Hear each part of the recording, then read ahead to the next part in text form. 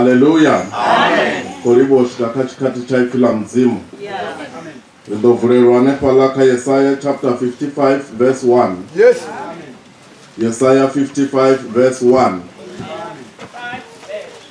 Yes. Eno teni nasaka. Idani madini. Na inwini sinamari. Idani niregenile. Idani niregeveine na mkana oni sinamari. Nisinacha urenga ngacho. Amen. Verse 6. Todani apache wa wanara. Muvizele ni acheti. Marko chapter 5 verse 25. Chapter 5 verse 25. Verse 25. Kuno hobona mumwe musadzi opeza umimwa ya 12 achirwara bulwadze ya ng'ombe. Oboshengezwa zvinji. Nganganga nji. Opeza tundu yawe ngawira tuwasaponi. Bulwadze adina na buchiya. Arupasune Yesu aita. Adai bukati abatu. Akwama ngubo ya Yesu nga mrau. Lauroba achiri na hoda kwama ngubo yawe pezi. Chitopora. Nango hochisima cha bulwadze awe chambodika. Mubiri wawe ambodifazwa urili tupola we lopora. Amen. Matthew chapter 18 verse 20. Amen. Yes. Matthew 18 verse 20. Amen. Ngauri ahuna babiri kana bararu bakubangana ungazina langa hunene ndisibe mkati hapo. Amen. Koribu obarwa kila mzimu. Hallelujah. Roda hapa richikodera chitu chiti. Rineri vatu varumwe rushaka. Runeri kochimbira ufiri chimbiro vau bebianu ya rufuni. Hallelujah. Pezi hapa kochimbira richimbira nga rutendo.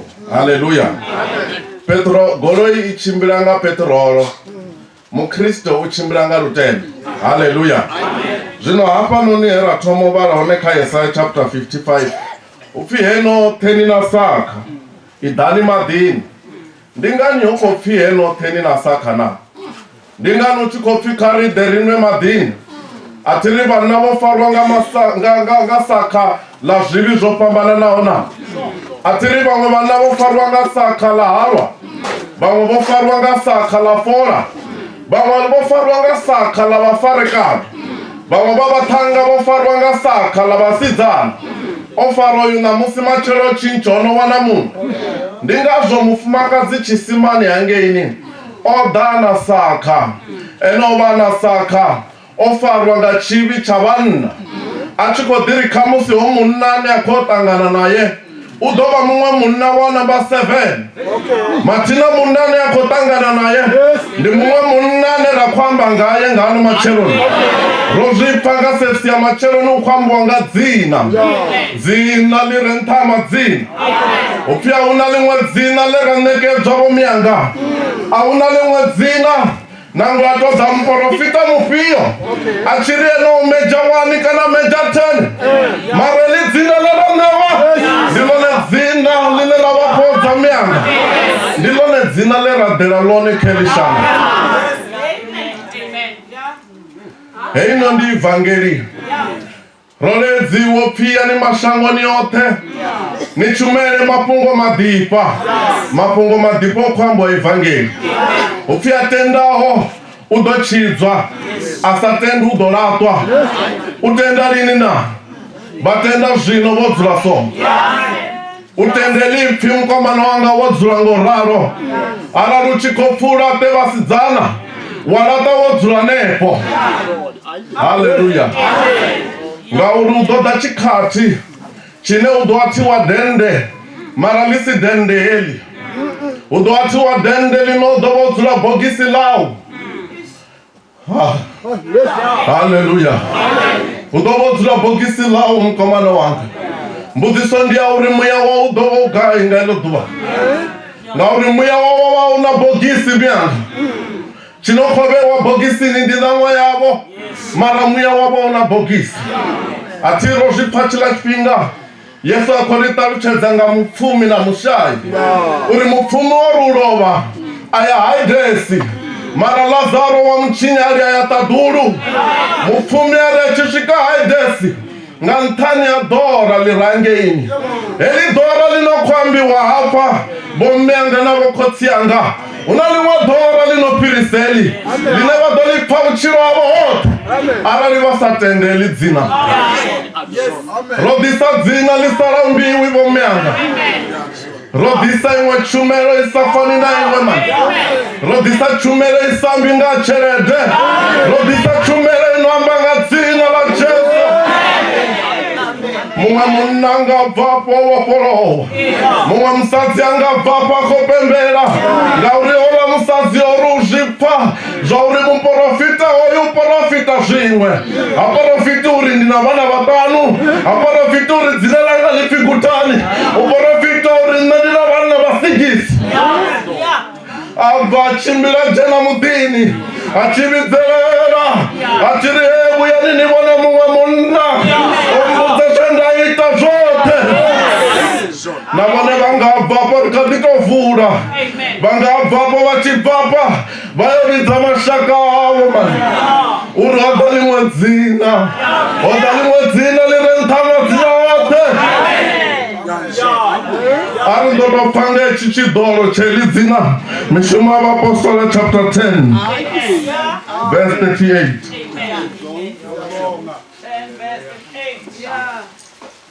Ni a zwi ḓivha zwa uri mudzimu ene Yesu wa Nazaretha o mu ḓolisa muya mukhethwa na maanḓa. Yes. Aina tshipondwa tshipodza vhoṱhe vhe Sathani a vho vha kandeledza ngauri mudzimu o vha ena ene. Amen. Upfi ni a zwi ḓivha. A huna muthu shangoni ano khou tshila sa ḓivhi nga Yesu Kristo. Ndi ngazwo hafha kha evangeli a ri ambi nga vhathu ri amba nga Yesu Kristo fhedzi. Shango ḽoṱhe ḽi amba nga Vho Mandela mara huna zwine Vho Mandela vha nga vha itela zwone. Shango ḽoṱhe ḽi vhanga kana vha tou vhala dzibugu mani fhedzi a huna bugu ino fana na heyi Bivhili. A huna bugu ino tshila. Upfi heḽi pfi ḽa mudzimu ndi tshithu tshi tshilaho tshi vhonaho. Ndi ngazwo ḽo vha vhidza nga ano matsheloni ngori ya o vhona thaidzo yavho mianga. Vha vho zwi vhona uri vhone na vhone vha fana na hoyu mufumakadzi wa fhedza miṅwaha minzhi a tshi khou tambula. Vhone khamusi vha tou badela nga installment vha tshi badela ṅanga uri khamusi ṅanga i ḓo vha thusa. Vha ri mukegulu vho ḽea vha tshi khou yo dalela muṅwe mufumakadzi wa vha khou tambudza nga tshiṅwanakadzi. Upfi vha tshi swika vha imba dzina ḽi re nṱha madzina oṱhe. Tshiṅwanakadzi tsha lupfa dzina ḽa maanḓa tsha shavha. Haleluya. Ro ḓo amba nga dzina ḽi mangadzaho. Petro uri ni a zwi ḓivha zwa uri hoyu Yesu Kristo o ḓoliswa muya mukhethwa na maanḓa. Ndi one maanḓa Paulo a vhidzelela uri a thina ṱhoni na maanḓa a evangeli ngauri yone ndi maanḓa. Uri a thina ṱhoni na evangeli ngauri ndi maanḓa a u tshidza vhoṱhe vha tendaho. Mushumo u hafha khou tenda mianga. Mushumo u hafha khou tenda. Vhone vha tenda vho dzula nepo uri mbanje ndi ḓo litsha. Vhafarekano ndi ḓo litsha. A tshi a ḓo ṅangani. Vha wana mulalo vha bva vha tshi pembela. Haleluya. Kha vha vhale verse 42. Amen. Uwela kha vhathu na u vha ṱanziela nga maanḓa zwa uri ndi ene muhaṱuli wa vhatshilaho na vhofaho we a vhewa nga mudzimu. Amen. Upfi o liledza u hwelela kha vhathu na u vha ṱanziela nga maanḓa ndezvi zvine rakuita zvone ngano macheloni rikovatanzielela nga manda ne avatuvuya vapfana limwe duva. Haleluya. Uphi Yesu Kristo doriswa muya mukhetwa na manda rikodovatanzilela nga dzina liri na manda, dzina lisatodi tambo, dzina lisatodi mati, lichumangalone line mani vadochimbira vana limwe fulupelo ngauri rikwetiswa ezvi nga chikati. Mutu wadoita tabelo apo yopedza uri rikwetiswa nga ndala, rikwetiswa nga dora line rava nalo, rikwetiswa nga chikati vomyanga ralote rodzula mayani na musindi mugivera mara rikochimbira richitendereka richigidimisa o Jesu uri kamusivone vadolijiye lidzina. Ukijiya dzina ili la Jesu iwonoko tupeya live fulupelo lavo myanga vasonga fulupeleka dzitambo, vasonga fulupeleka ng'anga ngori ng'anga yafa. Taidzo yapa musiri chidofani ngori aunorembuluwa nga murawa livida uri muna wa mupfimu enodzula ngehereni achikousva lulimi oluloma nga ntani ya mupiso uri yange pasi uri Lazaro taumpa madinyana umpe madinyana nga luno utotedzeka makaka lulimi lwangu nga uri ndikopa dora. Abrahamu uri hai mwananga wawotenda ifieli nono ukadichira vasongopurwa phi vadorembuluwa nga murawa livida myanga arali vatuwa po shangoni vasongotendeli dzina nangwe vafunzi vatozvinakisa hani mani nangwe bhokisi latodanga fly machini arali muya wavo woherelwa myanga vakoyotambulanya rini na rini mara vachena chikati ngano macheloni vatena chikati ngano macheloni chorugisa varugisa vodzula nepo zvedhina zvelipi ngori arali vahana myanga avadivi zvori maduva vakopera rini mani uri mudhi wa Samaria wogoveriwa chimwe chipinga. Muna wa mprofita avudza kosi ari ekosi nawo nyimele yorali nulinga mwendera kori nangwe ekonomi kana zvikoponda zvotoitisa hani nga chikati chauri machero chirundu cha vugayo chidwa chikoita vugaigai.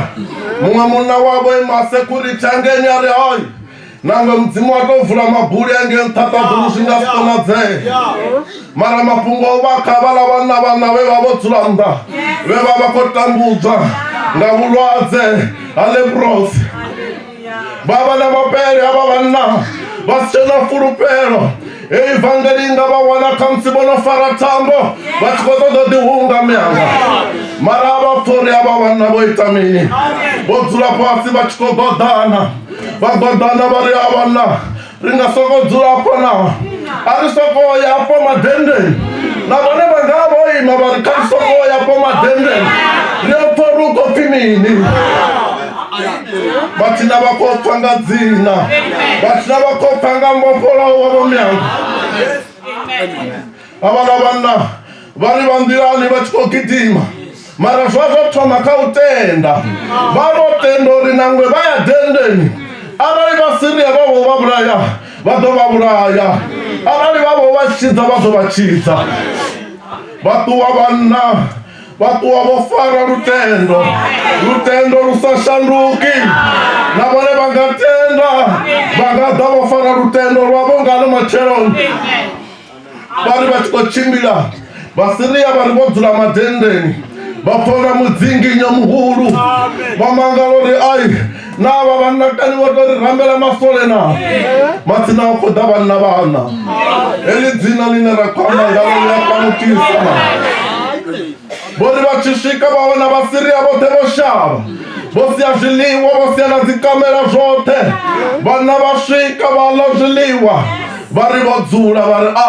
naringatola zviliwa rirotena karituwa riwala zvimwe rizvise mudini wagoveriwawo eli dzina valifara myanga valiwana vone ngauri taidzo ya mwana wavo ikavone mani arali vone valitenda eli dzina na taidzo ya mwana wavo yapera mani arali adodosa pasi chikoloni eli dzina lingamuvopolola dzina liri na manda alioliwe dzina leroneketwa kumyanga roneketwa leli dzina phetsi moya wa mudzimu kwano ri zwo lingana na ndi nnyi na ndi nyani atendera apfangano macheloni na ili dzina lidzumbulelwa nnyi na kavade varabele apfangano macheloni kavade vadzhie dzine livapuwe nalo myanga lido vaitela zvimangadzo vadogidima vavidza naho lanokolwala yani uri abe awone dzineli karinderi rabele Yeso ndizina olavo lamurwa mudzimula lamurwa odze liya dipalia yadipa odze zava mutenaza